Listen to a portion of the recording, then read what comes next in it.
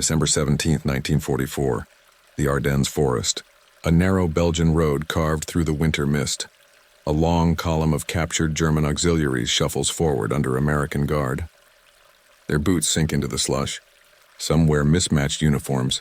Luftwaffe auxiliaries, Volkssturmmen, foreign conscripts pressed into service. Most are barely more than boys. They expect brutality. For years, propaganda had told them what awaited in American hands. Torture, starvation, humiliation. Many had considered fighting to the last bullet. Now, under the dull gray sky, they're prisoners. They pass a field hospital hastily erected near the road. U.S. medics rush between tents. In the cold air, steam rises from blood-soaked bandages. On stretchers, American POWs lie beside captured German wounded, receiving the same care, the same rations, the same blankets. A few auxiliaries slow their steps. Their faces harden, then falter. One lowers his head and weeps quietly, the sound almost lost in the wind. It is not pain that breaks them. It is the shock of mercy, and this moment didn't happen just once. It unfolded across hundreds of roads, camps, and fields as the German war machine crumbled. By late 1944, the European war had entered its decisive phase. Allied armies, having broken out of Normandy in the summer, were driving eastward through France, Belgium, and the Low Countries. Operation Overlord had shattered the Atlantic Wall. Paris was liberated in August. Antwerp had been captured intact. The Wehrmacht, once triumphant across the continent, now fought desperately to hold the Reich's borders. Hitler's last gamble, the Ardennes Offensive, later called the Battle of the Bulge, launched on December 16, 1944. Nearly 300,000 German troops, including elite SS Panzer divisions, were thrown against unsuspecting American lines in the fog and snow of the Ardennes forest. It was a sudden, violent counterstroke aimed at splitting the Allied front and forcing a negotiated peace. But behind the armored spearheads and veteran infantry lay another layer of the German war machine, the auxiliaries. By the winter of 1944, Germany's manpower reserves were critically depleted. Years of total war had bled the Wehrmacht dry. Casualties on the Eastern Front numbered in the millions. Bombing campaigns devastated industry. The regime turned to every possible source of labor and combatants. Hewies, Hilfswillige, or voluntary helpers, were often Soviet prisoners. Eastern European recruits or forced laborers pressed into service for non-frontline tasks. Logistics, guard duty, construction, and sometimes even combat. Luftwaffe auxiliaries included boys as young as 15 assigned to anti-aircraft batteries and support roles. Volkssturm units were a last-ditch militia of men aged 16 to 60, many with minimal training and outdated weapons. Foreign collaborators and conscripts from occupied territories added to this patchwork, wearing German uniforms but often treated as second-class soldiers. These auxiliaries formed a vast support structure. Many were stationed near the front during the Ardennes offensive, manning rear areas, supply lines, or defending static positions. When the offensive faltered and Allied counterattacks surged, thousands of these men found themselves cut off, surrounded, or abandoned. For years, Nazi propaganda had prepared them for this moment. Leaflets, radio broadcasts, and speeches portrayed the Allies, especially Americans, as brutal conquerors. Surrender, they were told, meant torture, starvation, humiliation. They were reminded of alleged atrocities from the previous war and warned of Bolshevik-style terror waiting in the West. For auxiliaries, many of whom were not ethnic Germans and some who had served under coercion, the fear was doubled. They believed capture could mean execution as traitors or collaborators. In indoctrination sessions, officers repeated the same line: no mercy would be shown. The psychological conditioning was effective. Even as the front collapsed, many auxiliaries chose to fight on rather than surrender. Some committed suicide. Others deserted into forests, hoping to vanish before capture. Yet the American advance was relentless. By mid-December, U.S. forces stretched along a 600-mile front from the North Sea to the Swiss border. The 1st and 3rd Armies held defensive positions, and when the German offensive struck, some units were briefly pushed back. But once the weather cleared and Allied air power returned to the skies, the tide turned quickly. Logistics, mobility, and overwhelming firepower broke the German momentum. Bastogne became a symbol of American resistance. German fuel shortages and command inflexibility doomed the offensive. Within weeks, retreating German units streamed back toward the Siegfried Line. Along with them came thousands of auxiliaries, captured in clusters as American forces swept up pockets of resistance. Long prisoner columns formed on the icy roads, winding toward temporary collection points behind the front. Many of these men had never seen an American up close. They expected the worst. What they encountered instead would shatter years of indoctrination and trigger reactions no one had predicted. American policy toward prisoners of war in 1944 was shaped not by vengeance, but by structure, doctrine, and a deep commitment to the Geneva Convention of 1929. Long before D-Day, the U.S. Army had prepared for the capture of hundreds of thousands of Axis soldiers. Training manuals instructed officers and enlisted men on proper POW handling. Military police units were formed specifically to receive, process, and guard captives. Detailed plans outlined everything from initial surrender procedures to long-term camp management. When German soldiers fell into American hands, they were moved through a carefully organized system. At the front, small temporary enclosures, often just fenced fields, served as cages or collecting points. Here, prisoners were searched, registered, and interrogated by intelligence teams. Those with valuable information were separated for questioning. The rest were sent to transit camps deeper in Allied-held territory. From France and Belgium, many would eventually be shipped to permanent camps in Britain or even across the Atlantic to the United States. By war's end, more than 400,000 German prisoners would live in camps across America, working on farms, building roads, and experiencing a country their leaders had demonized for years. The treatment they received often defied their expectations. American officers understood the strategic value of humane treatment. Every captured soldier was a potential source of intelligence. Starving or abusing prisoners not only violated international law, it risked alienating valuable informants. Well-fed, well-treated captives were far more likely to talk freely, sometimes even volunteering information once they realized the reality of their situation. But beyond strategy, there was also a cultural element. The U.S. Army, composed largely of citizen soldiers, approached prisoners differently from regimes that glorified brutality. Many American soldiers came from towns and farms, raised with notions of fair play and decency. They had been told to fight hard, but they were also taught that a prisoner was no longer the enemy. He was someone disarmed, under protection. Field manuals drilled this idea in simple language. Once captured, the enemy soldier becomes a ward of the United States. Guards were ordered to protect prisoners from harm, even from reprisals by civilians or other soldiers. Infractions were investigated, and violations could lead to punishment. Food rations for German POWs often matched or even exceeded those issued to U.S. troops in the field. Medical care followed the same principle. Wounded prisoners were treated in the same field hospitals as American casualties, often on adjacent stretchers. Red Cross inspections enforced compliance, and U.S. authorities generally welcomed these inspections as proof of their adherence to international law. This stood in stark contrast to the way Germany treated its own captives. American soldiers captured by German forces were sometimes handled according to the Geneva Convention, but conditions varied widely. Luftwaffe-run camps often maintained better standards, but many POWs endured harsh winters, inadequate rations, and brutality from guards, particularly in SS-controlled facilities. For German auxiliaries, however, the contrast went even deeper.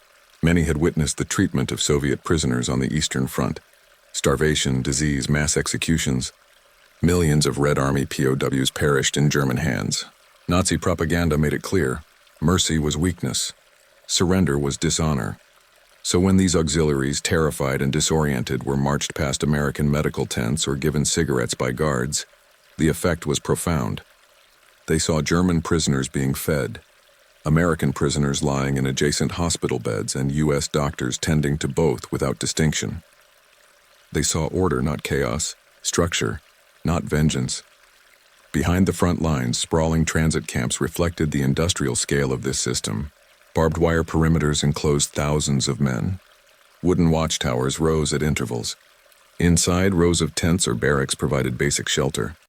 Prisoners were processed methodically, photographed, fingerprinted, assigned numbers. They received clothing, blankets, and medical examinations. Chaplains sometimes visited, and Red Cross parcels arrived regularly. For many auxiliaries, this was the first time in months they had eaten consistently, slept under cover, or received medical attention. Some even gained weight in captivity. The American approach wasn't born of sentimentality. It was driven by logistics, law, and a clear-eyed understanding that the war would end, and the treatment of enemy soldiers would have diplomatic consequences. Washington knew that the world was watching. And beyond politics, the humane treatment of German POWs became a quiet but powerful psychological tool, one that would slowly erode the fear and fanaticism built by years of Nazi indoctrination. These contrasting realities, the brutal image painted by propaganda and the structured reality of American custody, would collide on frozen European roads in the winter of 1944. For thousands of auxiliaries, this collision was not abstract. It happened before their eyes in real time, and it broke something inside them. And it is within these moments of collision that the most revealing human angles emerge, showing how warfare is fought not just with weapons, but with the power of perception and behavior. In war, numbers and strategies shape outcomes, but it is through human eyes that history leaves its deepest scars. Among the captured auxiliaries, the first cracks in fear appeared not under interrogation, but in moments of quiet observation. Many of these men were barely adults, plucked from classrooms or farms and thrown into uniforms that did not fit. They had grown up on a steady diet of propaganda. Americans were decadent, violent, incapable of honor. They expected hatred. Instead, they saw American guards handing out cigarettes, laughing with each other, and treating them like human beings rather than beasts. Some auxiliary prisoners later recounted how, in those first hours after capture, they were given warm coffee, bandages for frost-bitten hands, or blankets to ward off the Ardennes cold. It wasn't grand gestures that shook them. It was the mundane kindness, the normality. For men conditioned to believe that surrender meant degradation, this sudden reversal cut through years of indoctrination like a knife. Behind this human layer lay a tactical calculation. The U.S. military understood that the handling of prisoners was not just a legal obligation, but a weapon in itself. Every captured German could be a source of valuable intelligence, and humane treatment often yielded more information than coercion ever could. Interrogation centers like Camp Ritchie and Fort Hunt relied on psychological insight, not brutality. Prisoners who realized they were not going to be executed, who were fed and sheltered, often relaxed. They talked more freely, sometimes out of a need to connect, sometimes because they wanted to distinguish themselves from the regime they had served. Some auxiliaries volunteered details about unit locations, supply routes, or fortifications, hoping to improve their own situation. The Americans played the long game. By turning fear into compliance, they extracted information that shortened battles and saved lives. On the logistical side, the scale of the operation was immense. By late 1944, the Allies were capturing prisoners faster than they could build enclosures. Entire fields in France and Belgium were converted overnight into temporary cages. The U.S. Army Corps of Engineers constructed miles of fencing, guard towers, and barracks. Red Cross representatives moved between camps, ensuring standards were met. Trains and trucks transported prisoners across Western Europe in a system that resembled a massive, meticulously organized machine. Medical Corps set up triage stations where wounded Germans were treated alongside Allied soldiers. American field kitchens churned out food for tens of thousands of prisoners daily. This machinery of captivity was not improvised. It had been planned for years, and its efficiency left a deep impression on those who passed through it. Many auxiliaries expected chaos or cruelty. What they encountered was discipline, structure, and an unexpected form of dignity. Leadership also played a decisive role. General Eisenhower and the Allied command understood that the way prisoners were treated would echo far beyond the battlefield. Directives issued from Chef, the Supreme Headquarters Allied Expeditionary Force, stressed adherence to international law and discipline among guards. Instances of mistreatment were investigated. Eisenhower saw humane treatment not just as moral necessity, but as strategic leverage. He knew that German soldiers were not a monolith. Many auxiliaries were conscripts forced into service. Others were foreign nationals who had little loyalty to Hitler.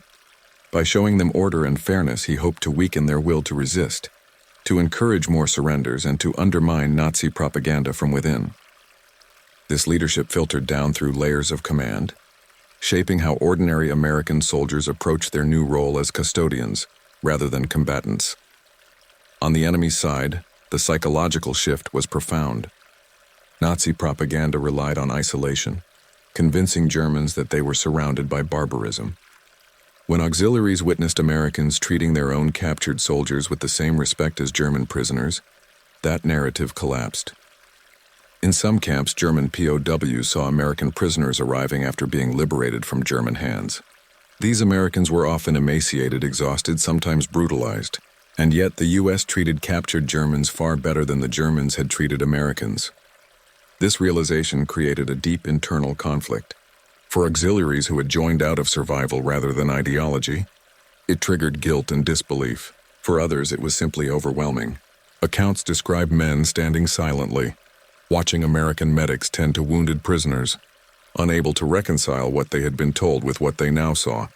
There was also a moral dimension that went beyond tactics and leadership. Many American soldiers, though hardened by months of combat, drew a line between the act of war and the treatment of captives. They had seen friends die, but they also believed in a set of rules that transcended the battlefield. To them, treating prisoners humanely was a marker of civilization, a way of distinguishing themselves from the enemy they were fighting. This belief wasn't universal, and isolated incidents of mistreatment did occur, but overall the prevailing culture reinforced order over vengeance. Prisoners noticed this. For auxiliaries used to a regime that equated mercy with weakness, it was disorienting. As the front stabilized and the Allied counteroffensive gathered momentum, these multiple layers, human kindness, tactical exploitation, logistical mastery, clear leadership, psychological collapse, and moral clarity intertwined. The result was a subtle but powerful weapon, the unexpected behavior of the Americans. It was not through bombs or bullets, but through conduct, that they cracked open the mental armor of men who had been taught to expect savagery. The moment when this weapon struck most visibly would come not in strategy rooms or camp reports, but on the cold ground of occupied Europe, when prisoners broken by fear and expectation found themselves face to face with a reality they could not comprehend. The turning point did not come with a single gunshot or a grand surrender ceremony. It came quietly, along frozen roads and muddy fields in the dead of winter. In the aftermath of the failed Ardennes offensive, German columns began collapsing in on themselves. Units fell back chaotically toward the Siegfried Line, abandoning vehicles, equipment, and sometimes entire formations. American spearheads moved swiftly, cutting off escape routes, surrounding pockets of resistance and capturing thousands at a time. Among these prisoners were hundreds of auxiliaries, men pulled into the Nazi war machine from every corner of Europe, now exhausted, starving, and terrified. On one frigid morning near the Belgian village of Malmedy, a group of Luftwaffe auxiliaries was rounded up by American infantry after their flak position had been overrun. They were teenagers, barely trained, shivering in thin uniforms. Their officers had fled during the night. Expecting brutal treatment, they huddled together as they were marched toward a temporary holding field. Snow crunched beneath their boots.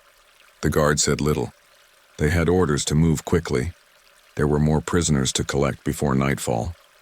As they approached a roadside clearing, the auxiliaries saw a scene that froze them in place more effectively than any weapon could. An American medical unit had established a forward aid station there. Wounded soldiers, both German and American, lay on stretchers under canvas tarps.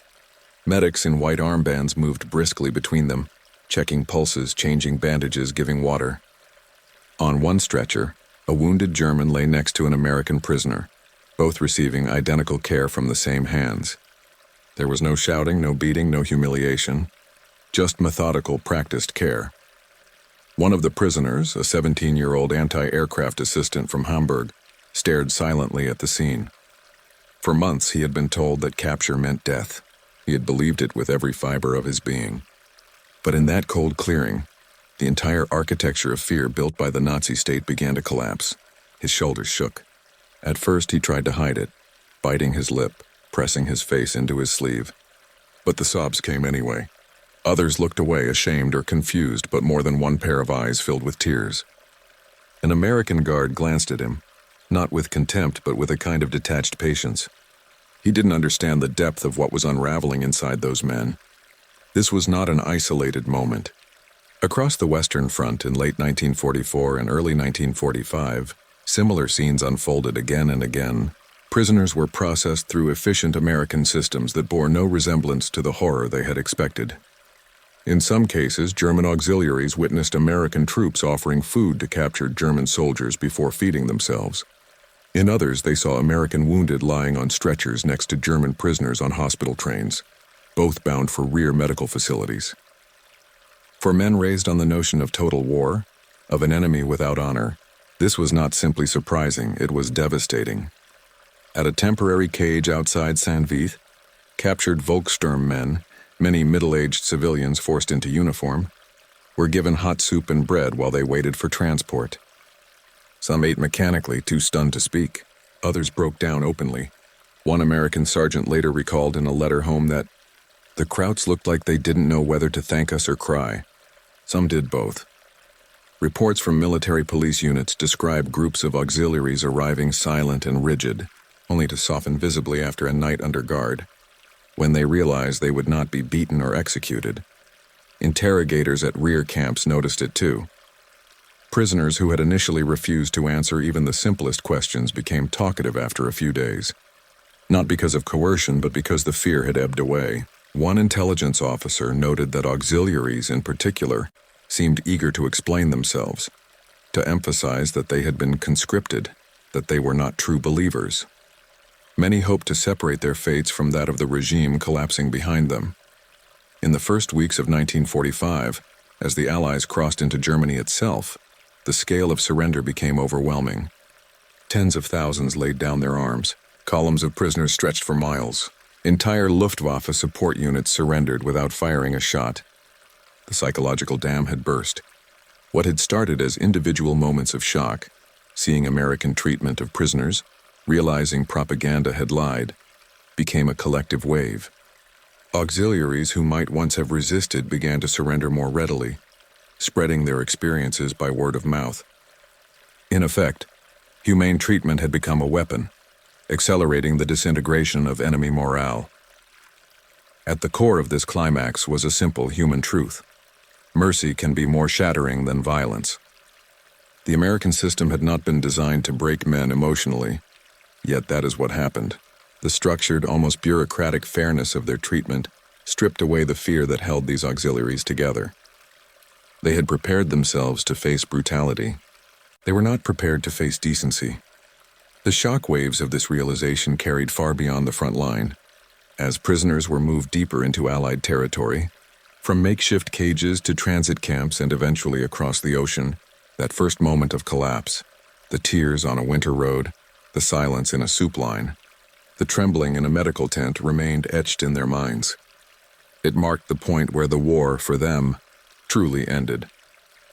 What began as isolated moments on muddy roads and in improvised field stations soon became a pattern that spread like a quiet, unstoppable current through the collapsing German ranks. In January and February 1945, the Western Front transformed into a vast, shifting landscape of retreat and surrender. Allied breakthroughs along the Roer and Rhine rivers fractured what remained of German defenses.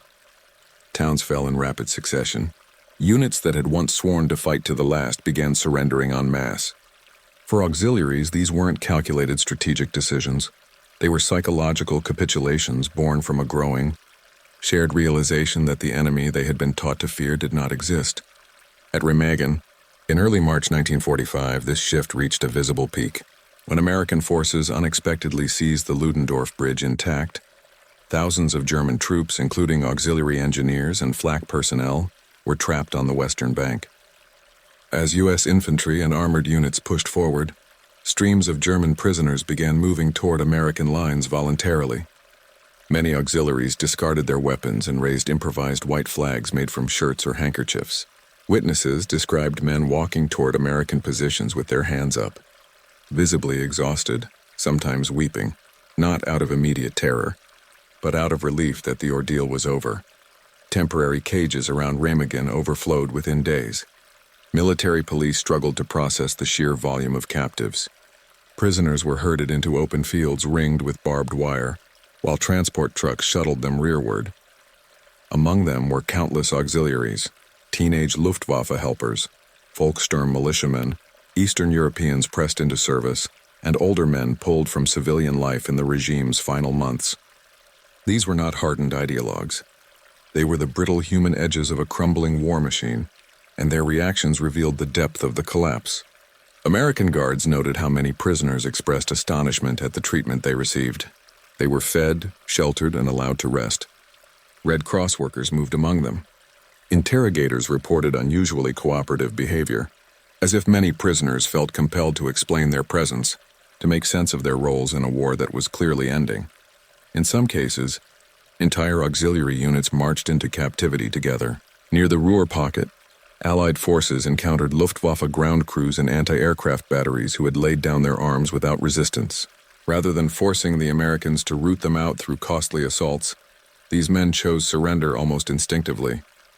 Behind their decisions lay the stories spreading through German ranks. Stories of prisoners who had been captured weeks earlier and treated fairly.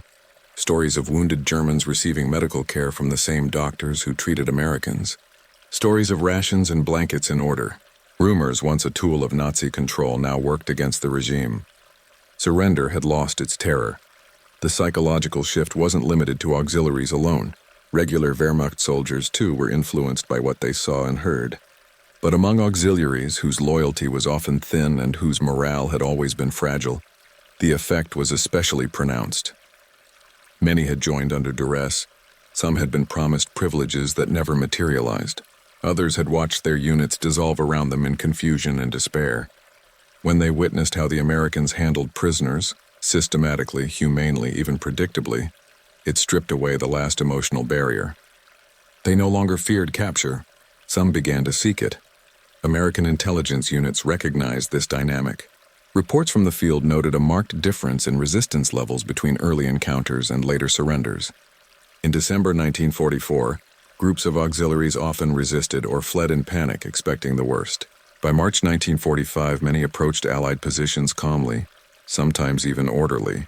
The U.S. military didn't change its policies during this time. The prisoners changed their expectations.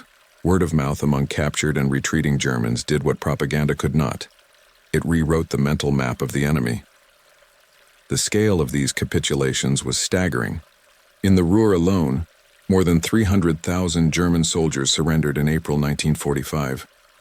Among them were tens of thousands of auxiliaries, many from flak and logistical units whose role in defending the industrial heartland had crumbled under the pressure of Allied air dominance and ground encirclement. They arrived at American camps not as defiant enemies, but as men already broken by the collapse of their world. For many, the emotional climax had come earlier, on a road, in a clearing at a cage, when they first saw American behavior contradict everything they had believed. This widespread psychological unraveling had strategic consequences. Allied planners noted that as German morale disintegrated, resistance weakened at critical points, accelerating the Allied advance. Fewer men fought to the death. More surrendered intact. Entire sectors were secured with less bloodshed than anticipated. What had started as adherence to international law had become, almost incidentally, a tool of warfare. The humane treatment of prisoners had helped dissolve the cohesion of the German war effort from within. For the auxiliaries, this turning point was deeply personal. Their collapse wasn't marked by banners or treaties. It happened inside them quietly, often in moments of disbelief. Many entered captivity expecting punishment and found structure. They expected cruelty and found order. They expected hatred and found a strange, impersonal fairness.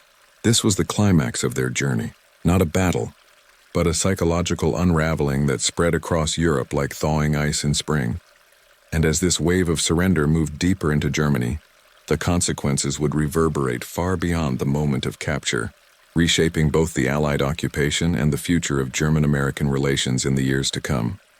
The aftermath of this mass psychological collapse unfolded across both continents and months.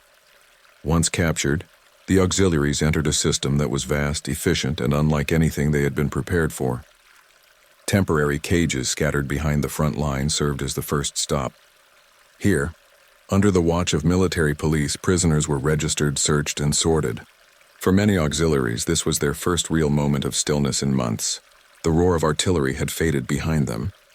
The routines of captivity, roll calls, rations, medical checks, began to replace the chaos of retreat. Some found the structure strangely comforting. Others were disoriented, unsure whether to trust what they were experiencing. From these cages, the tide of prisoners flowed backward through France and Belgium, into transit camps capable of holding tens of thousands. Barracks replaced tents. Medical stations became permanent facilities. Interrogation teams separated officers, specialists, and those suspected of war crimes from ordinary soldiers and auxiliaries. The majority were processed quickly, moved deeper into Allied-controlled zones. For auxiliaries, the distinction between themselves and regular Wehrmacht soldiers often mattered little to their captors. They were treated under the same framework. But within the German prisoner population, old hierarchies persisted.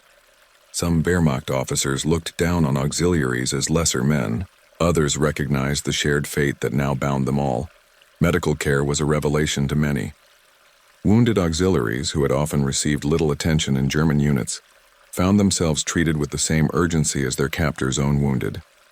Field hospitals stabilized the injured before transferring them to more advanced facilities. Surgeons operated without discrimination. Blood supplies, antibiotics, and dressings were distributed based on medical need, not nationality.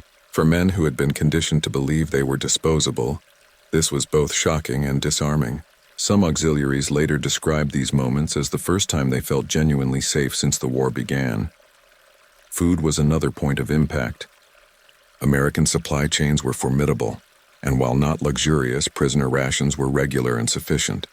For men who had endured months of shortages and hunger under German command, the sudden reliability of meals in captivity felt surreal. Reports emerged of prisoners gaining weight in camps. Cigarettes circulated freely, often used by guards as informal tools to build rapport or diffuse tension. A cigarette offered through barbed wire could break down psychological walls faster than an interrogation session. As winter turned to spring and Allied forces pushed into Germany itself, the prisoner system expanded at unprecedented speed. New enclosures appeared along the Rhine, in the heart of the collapsing Reich. Here, the sheer scale of surrender strained even the American logistical machine. The Rhine meadow camps near Remagen, Rheinberg, and Bad Kreuznach swelled with hundreds of thousands of prisoners. Conditions varied. Some camps were overcrowded and exposed, built hastily to contain a flood of captives. Yet even in these strained conditions, the underlying principle remained. Prisoners were to be treated in accordance with international law. Red Cross inspections continued. Medical teams rotated through. Interrogation officers conducted systematic questioning, cataloging information that would prove invaluable in the final weeks of the war and the occupation that followed. For the auxiliaries, this period marked a strange transition. They were no longer soldiers, yet not fully civilians. They were subjects of an enemy power, yet often treated more humanely than they had been by their own regime. Many auxiliaries began reflecting on their roles, their decisions, and the lies they had believed. Some felt guilt. Others simply felt relief. Captivity, for all its restrictions, offered something the war no longer could: predictability. Meanwhile, the Allied leadership watched the prisoner numbers climb. By May 1945, over 5 million German soldiers had surrendered across all fronts. On the Western Front alone, American forces processed nearly 3 million, including vast numbers of auxiliaries. The treatment of these prisoners became a matter of international attention. Red Cross reports praised the overall adherence to Geneva standards, noting both the scale of the effort and its relative order. As the war ended, the prisoner system began to shift focus. Some POWs were repatriated quickly. Others were held for months or years to assist in reconstruction efforts. Auxiliaries often fell into the latter category, assigned to labor detachments on farms, railways, and rebuilding projects. In the United States, thousands worked in agriculture, helping address labor shortages while living in camps that sometimes bordered small towns. Their interactions with American civilians were limited but not non-existent. Some learned English. Others wrote home describing conditions that would have been unthinkable to their families months earlier. For many auxiliaries, the shock that had broken them at the moment of capture evolved into a quieter, more enduring transformation. They began to reassess their beliefs about the enemy, about themselves, and about the war. Letters intercepted by Allied censors revealed men describing the fairness of their captors, the food, the medical care, and the absence of the terror they had expected. These accounts spread among prisoners like echoes of that first moment on the winter roads, each story reinforcing the next, deepening the psychological distance between them and the regime that had sent them to war. Yet this aftermath was not without hardship. The massive number of prisoners strained resources, and not every camp maintained ideal conditions. Overcrowding, exposure, and shortages in some Rhine camps caused suffering and controversy. But even then, the overall framework of humane treatment endured. The contrast with the brutality many auxiliaries had seen on the Eastern Front or within their own ranks remained stark. This post-surrender period laid the groundwork for something larger, the transformation of enemies into future allies. The way prisoners were treated would leave lasting impressions, shaping attitudes in the years after the war ended. For auxiliaries in particular, men who had often served reluctantly, captivity under the Americans was not merely the end of their military service.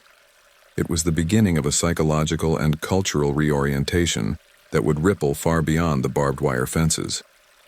As the German surrender became total and unconditional in May 1945, the prisoner camps across Western Europe and the United States entered a new phase. The gunfire had stopped, but the machinery of captivity remained in motion. Millions of German soldiers and auxiliaries were now wards of the Allied powers. For many, the transition from soldier to prisoner to civilian was neither swift nor simple. The Americans faced a monumental administrative task, deciding who would go home, who would work, and who would face further investigation. For the auxiliaries, this period was both uncertain and strangely stable. Many had no homes to return to. Cities across Germany lay in ruins. Families had scattered or perished in the war's chaos. In the camps, routines continued. Prisoners rose at dawn, assembled for roll calls, worked in assigned labor detachments, and returned at night to their barracks or tents. Over time, life in captivity acquired its own rhythms. Educational programs were introduced in some camps. Lectures on democracy and post-war reconstruction delivered through translators. Some auxiliaries attended out of curiosity, others simply to pass the time. For young men who had been pulled into war before finishing school, these programs were their first exposure to structured education since their conscription. The American approach was deliberate. Occupation planners understood that the way prisoners were treated would shape how Germany emerged after the war. Repatriation was gradual. Those identified as unwilling conscripts or low-risk auxiliaries were often among the first to be released. Others remained in captivity for months or years, particularly those with technical skills useful to Allied reconstruction efforts. Work detachments were common. In the American Midwest, German prisoners harvested crops and repaired roads.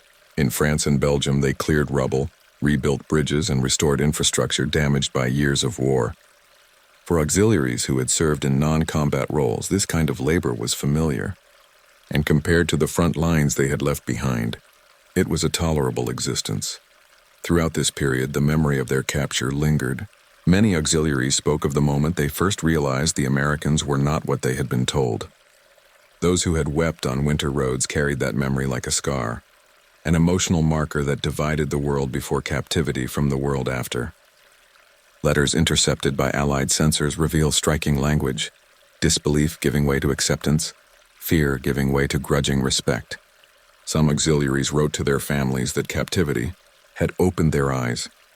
Others described the Americans as orderly, fair, or even strange in their kindness. These attitudes did not develop in isolation. The prisoner camps themselves became microcosms of the shifting German mindset. Nazi ideology, once dominant, began to fracture inside the barbed wire. Hardline loyalists attempted to maintain control through intimidation, but as the reality of defeat settled in, their influence waned. Among auxiliaries, many of whom had been reluctant participants, the distance from the front and exposure to Allied systems accelerated this unraveling. They formed their own communities, exchanged stories, and slowly adapted to the rhythms of captivity. Meanwhile, the Americans documented everything. Reports from the Office of the Provost Marshal General tracked prisoner morale, camp conditions, and incidents. Psychological profiles were compiled, noting how auxiliaries differed from regular Wehrmacht prisoners. They were less ideological, more adaptable, often quicker to accept their situation. Some intelligence officers quietly noted that these men might form the backbone of a more cooperative post-war Germany. By 1946, large-scale repatriation was underway. Ships carried thousands of prisoners back across the Atlantic. Trains rolled east toward shattered German cities. Auxiliaries returned to a homeland unrecognizable from the one they had left, bombed, divided, and occupied. Many arrived with a complex mixture of relief and uncertainty. Some were met with suspicion by fellow Germans, particularly those who had served in non-combat roles or been captured early. Others simply blended back into civilian life, their wartime service forgotten in the greater tide of reconstruction. Yet the psychological imprint remained. The moment when they had broken down, when they had first seen Americans treating prisoners and their own wounded with decency, had altered something fundamental. It wasn't gratitude alone. It was the dismantling of a worldview carefully built by years of propaganda. For many, that moment of tears marked the beginning of a different kind of relationship with the world beyond Germany's borders. The Allies didn't design this transformation as a deliberate propaganda campaign. It emerged from policy, discipline, and adherence to law, but its effects were real and enduring. Auxiliaries who returned home carried stories of their treatment into a society struggling to make sense of defeat. They spoke of Americans not as monsters, but as organized, pragmatic, and sometimes unexpectedly humane. These stories became part of the early post-war dialogue that would shape Germany's reconstruction and its eventual integration into the Western Alliance. The aftermath of their capture, then, was not merely administrative. It was deeply human. Men who had entered captivity broken by fear emerged into a shattered world, carrying the memory of an unexpected mercy. That memory would outlast the barbed wire, the camps, and even the war itself. History often remembers wars through their battles, their leaders, and their ruins. But some of the most transformative moments happen not in victory or defeat, but in the quiet space where fear meets reality. For the German auxiliaries who broke down on winter roads in 1944, captivity under the Americans was not just the end of their military service. It was the collapse of a belief system. They had been told to expect savagery. Instead, they encountered order. They expected cruelty. Instead, they saw structure. They expected to be stripped of their humanity. Instead, they were met with a kind of detached procedural fairness that, to men raised in the shadow of total war, felt almost incomprehensible. In those moments of realization, tears falling on frozen roads, hands trembling over cups of hot coffee, eyes watching medics tend to friend and foe alike, the war ended in a way no bomb or bullet could achieve. The humane treatment of prisoners became a silent weapon, unraveling the mental defenses of men who had been taught that mercy was weakness. It exposed the fragility of propaganda when confronted with lived experience. No lecture could have been more effective. The significance of these moments stretched beyond the prisoners themselves. The policies that guided their treatment reflected a vision of warfare rooted not only in victory, but in moral and strategic foresight. By upholding international law and maintaining discipline, the Americans inadvertently wielded compassion as a psychological force. They did not set out to make auxiliaries cry on winter roads, yet their adherence to structure and principle became a powerful tool in eroding enemy morale, hastening surrender, and laying foundations for a different kind of post-war relationship. For the auxiliaries, the memory of those first hours of captivity endured long after the barbed wire was dismantled. Many returned home to shattered cities and uncertain futures, but their view of the enemy had changed forever. In that change lay a quiet contribution to the reconstruction of Europe. These were not men won over by ideology or propaganda. They were men whose fear had been undone by reality. The story of their tears is not a sentimental one. It is a reminder that even in the most mechanized and brutal wars, human behavior can become a strategic force. It reveals that the collapse of armies can hinge not only on firepower, but on how captives are treated when the guns fall silent. And it shows that sometimes the most profound victories are measured not in territory gained, but in the quiet, unexpected breaking of a man's certainty. In the winter of 1944, amid snow and silence, that breaking happened again and again. It left no monuments. It changed no maps. But in its quiet way, it helped shape the world that emerged from the rubble.